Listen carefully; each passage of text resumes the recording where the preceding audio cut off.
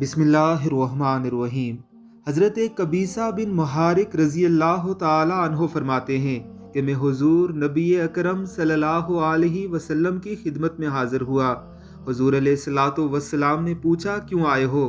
میں نے عرض کیا کہ میری عمر زیادہ ہو گئی ہے، میری ہڈیاں کمزور ہو گئی ہیں، یعنی میں بوڑھا ہو گیا ہوں۔ میں آپ کی خدمت میں اس لیے حاضر ہوا ہوں تاکہ مجھے آپ وہ چیزیں سکھائیں جس سے اللہ مجھے نفع دے۔ حضور صلی اللہ علیہ وسلم نے فرمایا، تم جس پتھر، درخت یا ڈیلے کے پاس سے گزرے ہو اس نے تمہارے لیے دعائے مغفرت کی ہے۔ اے قبیصہ، صبح کی نماز کے بعد 3 مرتبہ سبحان اللہ العظیم و بحمدہ کہو، اس سے تم اندھے پن، کوڑی پن اور فالج سے محفوظ رہو گے۔ اے قبیصہ، یہ دعا بھی پڑھا کرو، اللہم انی اسألک مما عندک وافض علی من فضلک وانشر علی من رحمتک وانزل علی من برکاتک۔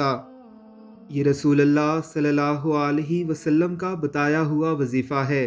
یہ کرنے والا نہ ہی اندھا ہوتا ہے، نہ ہی کوڑی پن کا شکار ہوتا ہے، اور اللہ اسے فالج سے بھی محفوظ فرما دیتا ہے۔